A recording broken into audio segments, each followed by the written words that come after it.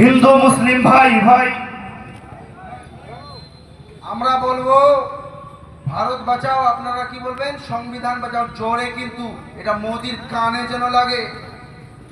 ভারত বাঁচাও, ভারত বাঁচাও। আপনারা বলবেন সংবিধান বাঁচাও, ভারত বাঁচাও, ভারত বাঁচাও। আমরা হিন্দু মুসলিম, আমরা হিন্দু মুসলিম, আমরা হিন্দু মুসলিম। আমি বলবো আমরা বলবো সংবিধান বাঁচাও, আপনারা বলবেন ভারত বাঁচাও। সংবিধান বাঁচাও, সংবিধান বাঁচাও, সংবিধান বাঁচাও, ভারত বাঁচাও।